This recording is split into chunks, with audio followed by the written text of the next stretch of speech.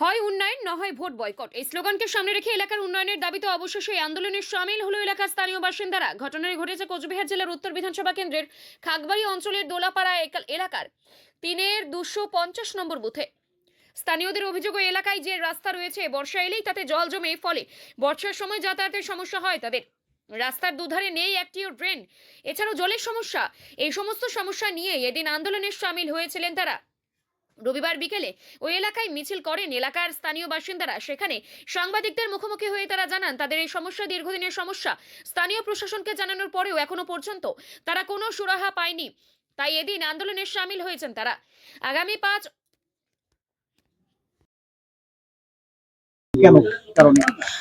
আমাদের এখানে রাস্তাঘাটের পরিস্থিতি এতই খারাপ, মানে বছর তো 6 মাস পর্যন্ত হাঁটুর উপরে জল, বাচ্চারা স্কুলে উঠতে পারে না, বয়স্করা রাস্তায় বেরোতে পারে না। এমনকি রাস্তাঘাটে যে কাজে বেরোবে সবাই, বেরোতে হবে রাস্তায়, সেটা মানে উপায় থাকে না, এত খারাপ অবস্থা হয়ে যায়। তো একটা মানুষ যদি অসুস্থ হয় তাকে কি করে নিয়ে যাবে? সুস্থ মানুষ না হয় কষ্ট করে যায়, খুবই কষ্ট করে যায়, কিন্তু বাচ্চারা স্কুল যেতে পারে না, দিনের পর দিন স্কুল বন্ধ, এভাবে তো আর চলতে পারে না। আর দিনের পর দিন বসতি বেড়ে যাচ্ছে, দীর্ঘ 20 বছর ধরে এখানে কোনো উন্নয়ন নেই। দিনের পর দিন বাড়ি হচ্ছে, বসতি বাড়ছে, জনগণ বাড়ছে, ভোটও দিচ্ছে সবাই, কিন্তু রাস্তাঘাটের কোনো উন্নয়ন নেই, জলের ব্যবস্থা নেই, ঠিকঠাক ভাবে ড্রেনের ব্যবস্থা নেই। এই যে বাড়িগুলো হচ্ছে, সেই বাড়িগুলোর জলগুলো কোথায় নিয়ে যাবে? কোনো ড্রেনের ব্যবস্থা নেই। এর জন্যই এই স্লোগানটা আমরা রেখেছি, হয় ভোট বয়কট নয় উন্নয়ন চাই। হ্যাঁ, তারপরে আমাদের দুয়ারে সরকারের ওখানে যেতে বলেছিল। এর আগে আমরা অনেকবার বলেছি যে এই রাস্তার ব্যাপারে, অনেক এইরকম ভাবে আমরা বলেছি যে ভোট বয়কট করবো, না হলে বলে রাস্তাটা করা হোক, এরকম ভাবে চলা যায় না। তো সেজন্য আমাদের দুয়ার সরকারের ওখানে যেতে বলা হয়েছিল। ওরা বলেছিল যে নভেম্বরের লাস্ট বা ডিসেম্বরের প্রথমের দিকে এই ড্রেনের কাজ হবে, রাস্তার কাজ হবে।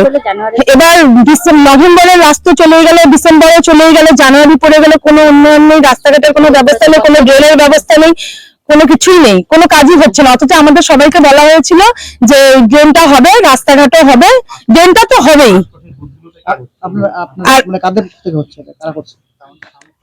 এটা আমরা তো এখানকার স্থানীয় বাসিন্দা, আমরা এখানেই থাকি।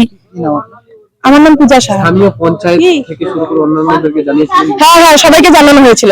পঞ্চায়েতই আমাদেরকে বলেছিল যে আমরা তো কাজ করতে পারছি না, তাহলে তোরা আমরা সবাই মিলে তাহলে দুয়ারে সরকারে যাই, ওখানে গিয়ে বল, ওখানে বড় বড় লোকরা থাকবে, তাদেরকে বলা হোক। তারপরে আমরা তাদের সাথেই গেছি, পঞ্চায়েতের সাথেই গেছিলাম, পঞ্চায়েত ছিল এখানে।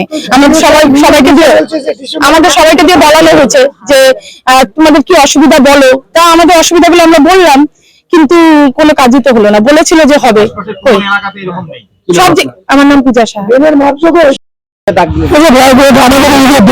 রাস্তা নাই, খুব সমস্যা। সাধারণ লোকের বাচ্চারা স্কুলে যেতে পারে না, অসুবিধা। সকালের দিকে মানুষ অনেক সকালে কাজে যায়, তাও যেতে পারে না। কত বয়স্ক মানুষ আছে বাড়ির থেকে বাড়িতে পারে না বৃষ্টি হলে। এখনই যদি 2 ঘন্টা 3 রকম বৃষ্টি হয়, এখনই রাস্তার মধ্যে জল জমে থাকবে। ওই জল নামতে 15 দিন সময় লাগবে। আবার তার মধ্যে যদি বৃষ্টি হয় তাহলে আরো লোকের খুব অসুবিধা।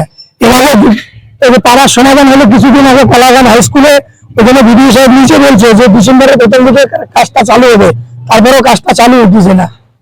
এর আগে রাস্তাঘাটের মাধ্যমে ড্রেনের মাধ্যমে হয়েছে যে কাজ হবে, আমাদেরকে খালি অঞ্চল থেকে আশ্বাস দিতে আছে যে হবে হবে হবে, কিন্তু হইতেছে কোনো কিছু না। আমাদের আশেপাশে যে বুথগুলো আছে ওগুলোতে ঠিক কাজ হইতেছে, আমাদের এখানে কোনো কাজ হইতেছে না। এটা হলো 250, 250। ওই জন্য এখন আমরা গ্রামের সাধারণ সবাই নাগরিক আমরা এই অবরোধ মানে মিছিলের জন্য দাঁড়িয়েছি। এটা খাগড়াবাড়ি অঞ্চল। আপনার নামটা বলুন। আমার নাম রফিকুল ইসলাম।